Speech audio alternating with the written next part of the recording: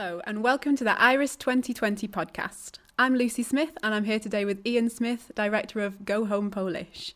Thank you for joining me, Ian.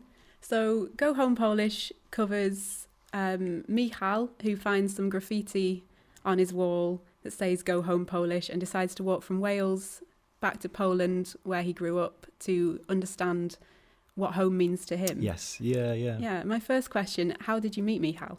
I've known Michal. He's been a good friend for quite a few years now. So he moved to Wales, studied photography, and so I've known him for quite a number of years. And so around the back of his house, he's walking down a back alley and then sees this graffiti saying "Go Home Polish," which must have not, that's not the nicest thing to face.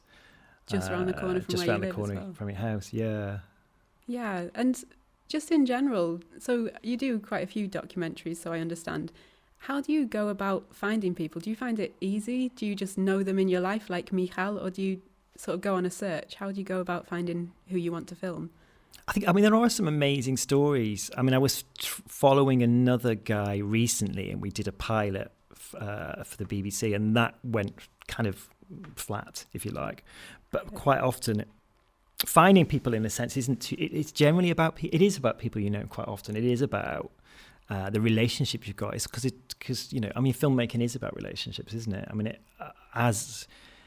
if it's not about having those direct relationships, it's about making the opportunities for relationships, if that makes sense. Do you mean just with documentaries, or do you mean filmmaking in general when you say filmmaking that? In general, really.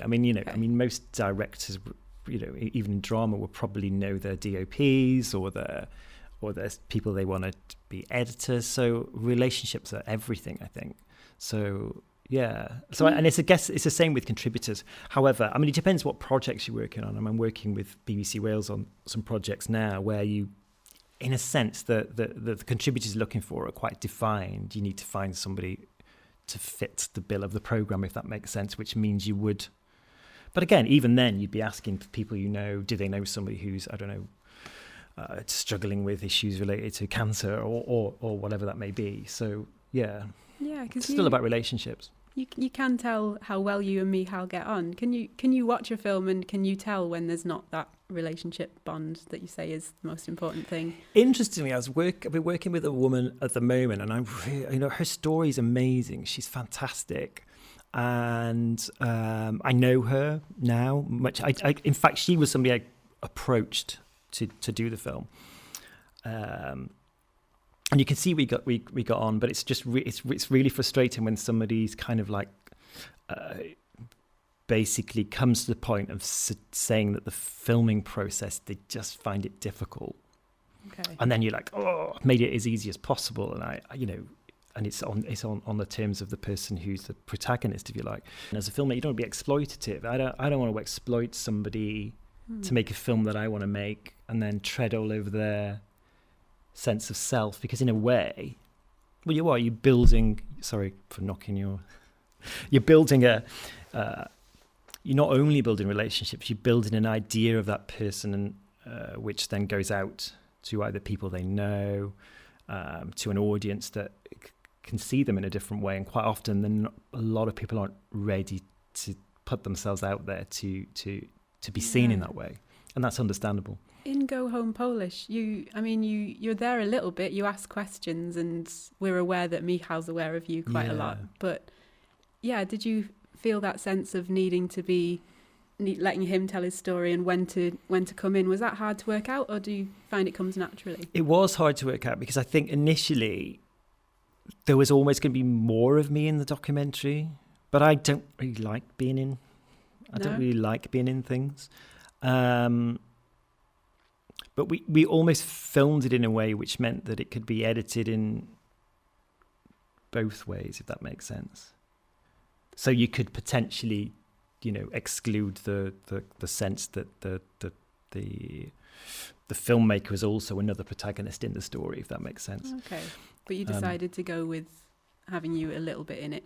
Yeah, there's a time, I remember there's a time where he's been interviewed about, is this difficult for you in it? And it was difficult. He was on camera talking about the hatred and the xenophobia that he's felt. and was worried about how it was going to play out, not only in related to people's xenophobia about Brexit in terms of like, you know, Go Home Polish, but also in terms of sexuality, because actually sexuality was never going to feature. It was kind of not off limits, but it was just never, we didn't necessarily want it to be part of the story. But actually, when we began to work together, I realized it was a huge part of the story. One of the reasons that Poland was so difficult for him was that, you know, that Poland, as he said in the film, Poland hates gays. I mean, that's the way he phrased it. I mean, you can't blame him. No. I mean, blasphemy laws at the moment in Poland means that somebody can be detained up to 2 years for offensive issues related to, you know, can be offending religion. Yeah, I was going to ask more about that, because one of my favourite moments, Michal's mum, who is such a wonderful lady, she's she's looking at pictures of queer culture, and she's talking about appetising bums and stuff like that. She's amazing. But that felt like just like a very small snippet of what felt like a big conversation to dig into. It's true, yeah. How much of the sort of nuances of how LGBT plus people are perceived in Poland did you pick up while you were filming there? Maybe just around the family, or maybe just, I don't know, from someone else, other than, like, I just hear political headlines and that's it. I was just wondering, is there a bit more to unpack? We didn't really, I mean, I think a lot of it's because Michał wanted to avoid it, not in a, I think it's the sense that he didn't want to jump on a let's spot difference bandwagon, and I am I'm gay, but at the same time, in a lot of ways now, I would probably make an even stronger film, but that's my own sense of, because for example, there was one story that we didn't tell in the film, which was about it was kind of hinted at, where one of his best friends took his life when he was younger.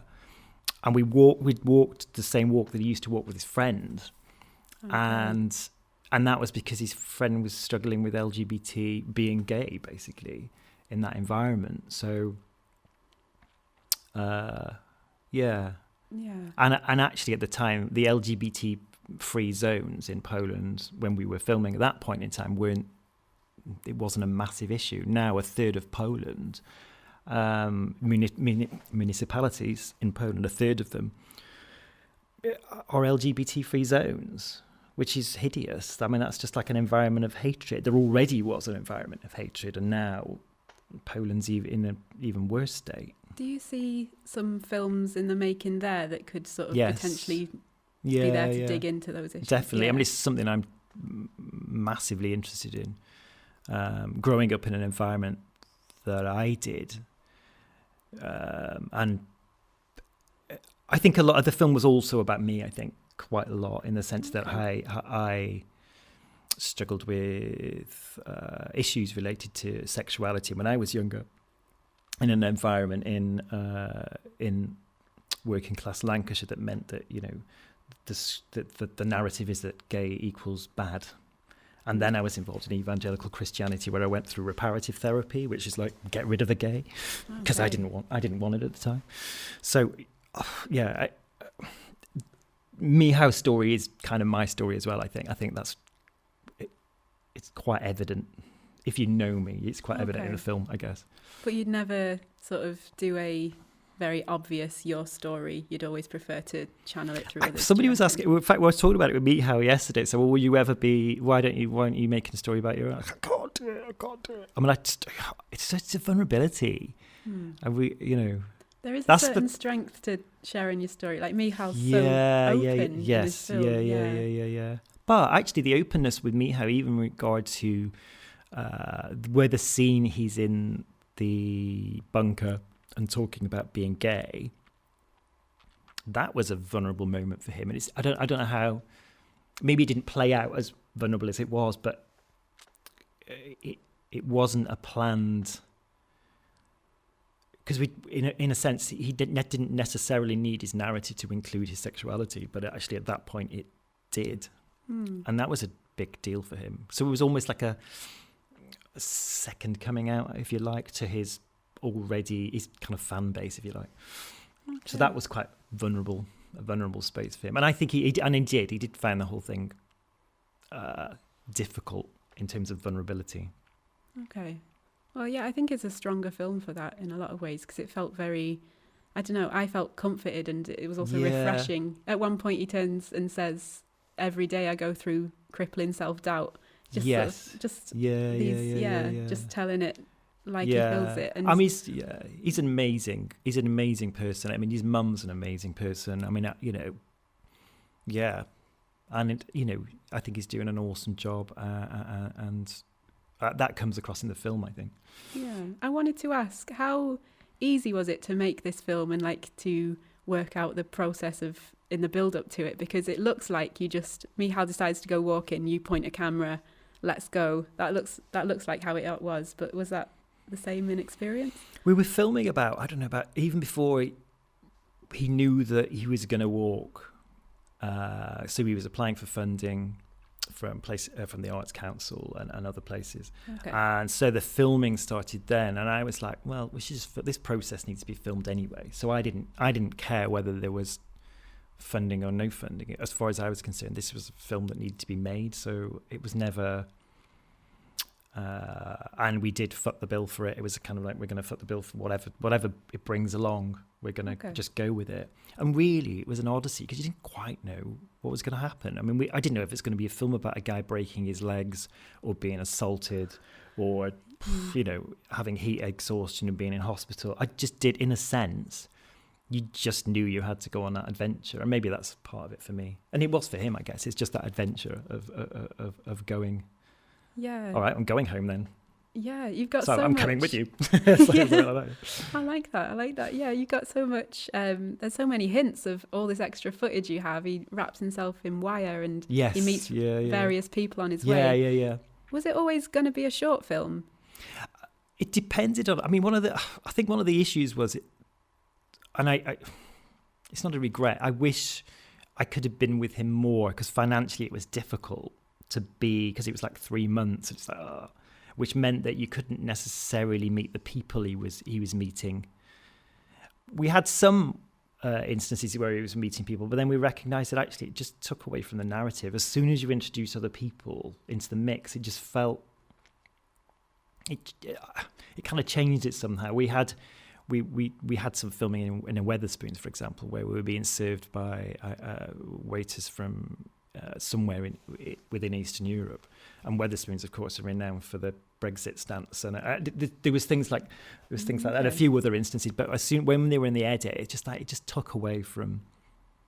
It felt like it was a clutter of characters, and it became not about his journey. Okay. Do you reckon you'd ever do anything with that footage that you've got? I don't know. I've not really thought about it. No. I don't know. It's just somewhere in a cupboard. Yeah. It's still there. It's on a drive. I'm kind of curious, especially like the people he met along the way. Yeah. No, I get you. Yeah. No, I wish I could have met more people. Yeah. This sort of links back to the idea of filming in Poland and sort of digging into those issues.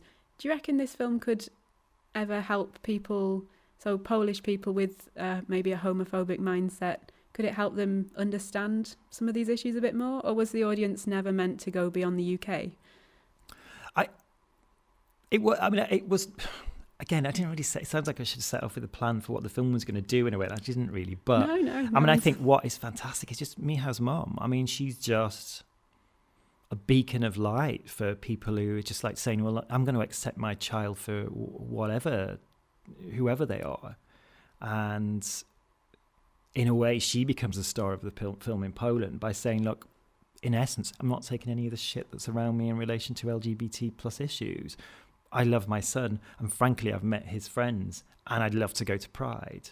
Do you know what I mean? And that she's the star in that sense. It's good to know there are people like that wherever you go. Yeah, no, exactly. And I think that was part of Michał's. There was a certain newspaper were interested in the film for playing it out within their own channel, and actually, but for them it wasn't angry enough. Okay. And Michał was like, I don't want to be an angry Polish person who's just deciding to get pissed off and walk back home. So we declined the funding from this particular area because it wasn't. We didn't want it to be some like Brexit flag waving. Yeah, they wanted to shape his story that way. Yeah. And again, that was with me. That was what Meathouse sense was. He believes in human beings, and I think that's it. So it's like that real belief in human nature, that at its heart that people are good and kind, and I think hopefully that's what the film kind of brings out in him and. Yeah, well, I saw it as he sort of describes at the end that he's been shedding his cynicism for people. Yeah. And he had to walk to get rid of that anger. And yeah. With the whole sort of not really wanting to let the story be shaped in that sort of Brexit context, was that also, because you were hinting at it, that his sexuality didn't want that to be part of the story. Was that also because he didn't want it to come down heavily on a... I don't know, Poland bad kind of side. Yeah. I guess we were talking about things yesterday on a different level. I mean, I guess we're kind of social constructionists in the sense that as soon as you start defining something, you end up... I mean, that's the thing at the moment, isn't it? If you define yourself in a certain way, it's very polarised. You know, are you for this? Are you against this? Well, it's actually... And in a way, I think the only thing we could be for is humanity. And I think that... sorry, I've even forgotten your... No, question okay. now, I like where you're going. Yeah. That's what was the question? Sorry. It was basically like did that tie into him not wanting the story to be shaped as well? Yeah, I guess so. Because then I guess you've got the definition of this is a gay person, or this is a Polish person, or this is a geographic border, and this is like we all share this planet together. And I think there's difference and there's diversity. I hate the word diversity because it's used so much, but there's difference and there's diversity, and we're all individuals in really different ways, and that celebration of that. So I just didn't think he wanted those definitions. Of course, they're sometimes useful, but I think the film is almost like no borders, no definitions. Let's just, humanity shares this planet together. Yeah, and I think it was at a Q&A last year, actually. I think Michal described it as you don't, like, your sexuality you don't constantly have to be waving that pride flag and taking up that burden. Yeah. And I think having the theme of home of the film really just universalizes it. And that's true. Yeah. Because no matter who you are, it's an important question to think about. Yeah, where do I feel at home? I think I can see how it's useful to use those kind of labels sometimes. Again, especially at the moment in Poland. Well, you're being labelled by others as LGBT. Therefore, get out of this zone, for example, or you're not. Your views aren't welcome here. So I think sometimes it's useful to use them. But again, we still share humanity with those people who hate us. I think, possibly the more freedom you have, the less you have to use terms like that, because everyone can just be themselves. That's true. Yeah. Do you think, Michal said himself, the UK is a far more comfortable place to live as a queer person than in Poland. Yes, but do you think there's still some ways that the UK can go to be a better home to its LGBT plus people? Like, in your mind, what do you think could improve? I think... I was in the gym not too long ago, and I overheard a conversation, and I just couldn't let the conversation go, which was like, it's quite difficult. I was like, oh, do I do something about this conversation, or don't I do something about this conversation? They were talking about, it's basically some banter between people about being gay. Okay. And I was like, just like, oh no, now what do I do about this? And I felt I had to do something about it. In a negative way, like this. In a kind of, but it was a bantery way. I mean, I'm not all politically correct when it comes to joking, but there was that sense that, and also I work as a counsellor as well with young people. So I was working in Cardiff University, and I'm still seeing young people coming in who have issues with their sexuality and think that they'd rather take their own lives. I mean, that's still happening.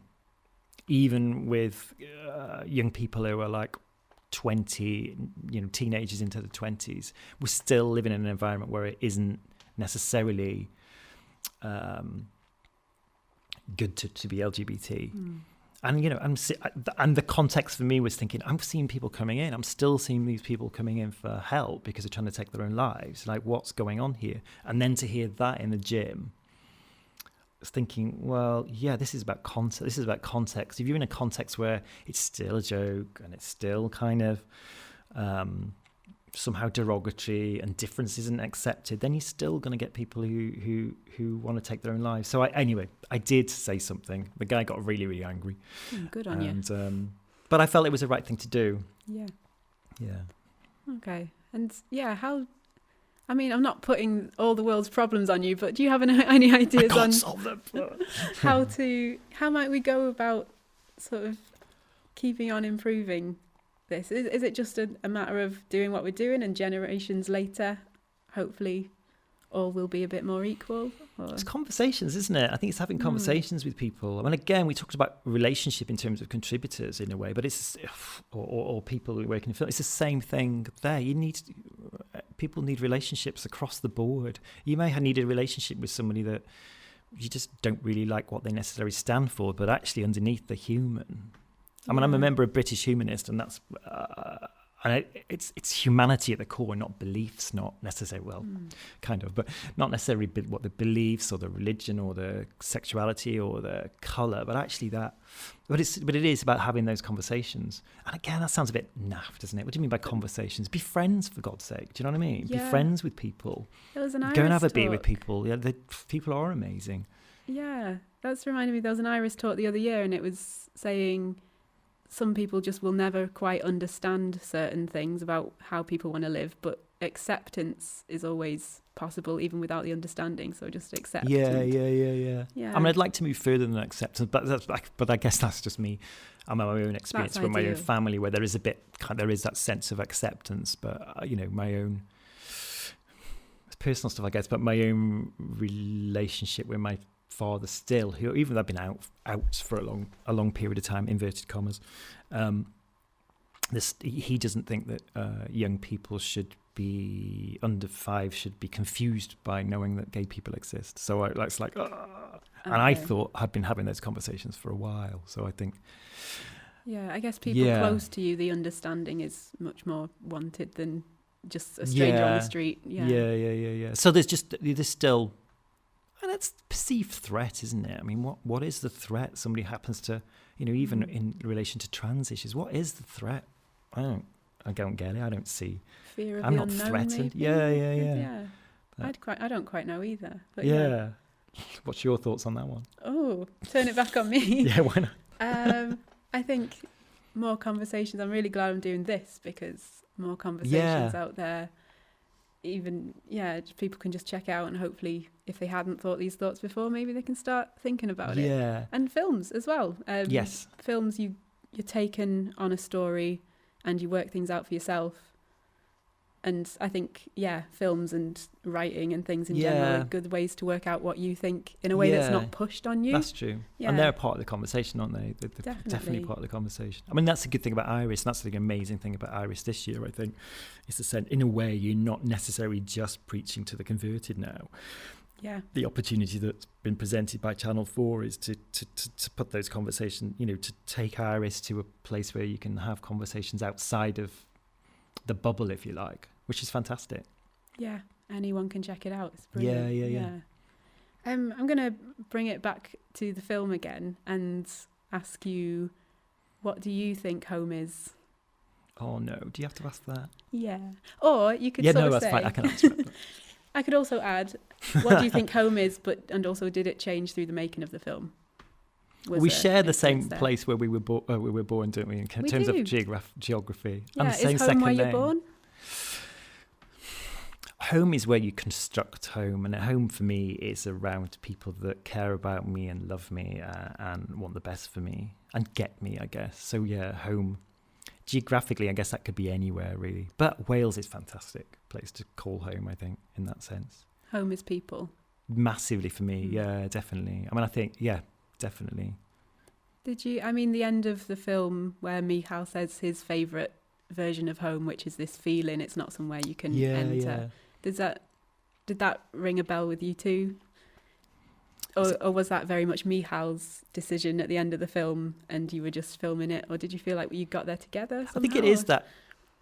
I mean, it's just a construction. Home is a construction, isn't it? It's like, we're in a way, films and music over the years has always told us where home is. Home's where the heart is. Home's where when you find your romantic connection with somebody. Home's when so in a way we've been told what home is for a long period of time. There's no place like home. You see it played out, and so if you feel that's missing for you in some way, shape, or form, there's a struggle to find what that means. But I think it's just, I think its meaning is just found in relationships. It's the same. You build it between people. Okay. If that makes sense. Yeah, it does. And it sort of links with a lot of sort of the queer community. It involves finding friends as your family. So therefore your home. Yeah. Building a home for yourself. Yeah. Yeah, I always get tingles. I've rewatched the film quite a lot because it was screened last year as well. And yeah, I always get tingles at that bit with the lake and. Why does it resonate with you? I don't know. I'm not supposed to ask these questions, I know, but I'm interested. I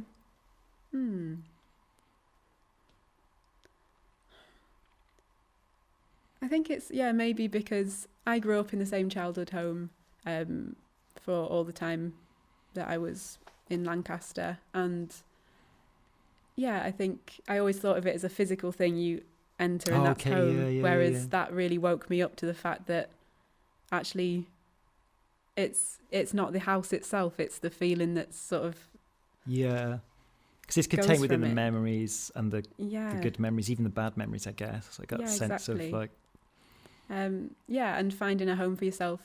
I found a home for myself in Cardiff, and it's Was that the same thing then? You went up with relationships around you and meaningful connections and meaningful work. You might have to choose home as well, because at one point I had one foot out the door and I was going to move back to Lancaster, and I wasn't quite finding it homey, and I wasn't quite feeling connections with my friends here. And the moment I decided I'm not moving, that's when they became family. I mean, Johann Hari's got a really good book called Lost Connections, which is about. I mean, it's the and. I think the byline of the book is about depression, and his argument through his research is that it's all about connections. So connection to meaningful work, connection to meaningful friendships, and that, in a sense, that is home. It's that sense of connection with meaning, making meaning from your life in a certain place, I guess. Yeah. I wanted to ask, what's next for you in terms of projects on the horizon? When was this filmed? It's like 2 years ago. 2 years ago, What's your next steps, filmmaking wise? I've been working with. I mean, again, I would talk about the woman I was working with. She's fantastic. I still want to work. With her on a film because her story's amazing. But I've been doing other shorter films with her and the guys from A Disorder for Everyone, and I think I'm veering in that direction in terms of filmmaking, which is basically in essence about changing the conversation about this thing that we call mental health and mental illness, and how the biomedical model sorry, it maybe sounds a bit preachy but the idea that somehow somebody has something in their head and it's called bipolar even exists. I mean, there's no scientific there's no science behind some of these ideas, but they're widely accepted. And I think again, it's an interesting labels thing, because labeling things can sometimes help, but yes, totally, yeah. So it's around probably working with those guys in some way, shape, or form. And will it always be documentaries, do you think? Is that no?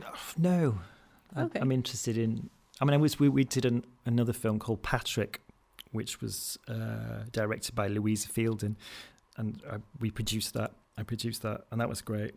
And that was drama, so a short drama. So okay. yeah. Did you ever? Oh, you said you're not into the writing of it. It's always directing. I just don't think I'm very good at. Wouldn't give it a go. I did. I mean, I did a few years ago. It just wasn't very good. It was good. It was good to work. It was good to have a go, but I'm not the most confident when it comes to writing. Okay. Particularly. Yeah, we'll be keeping an eye out on the documentaries, especially that you're talking about. Fantastic. That's brilliant. Yeah.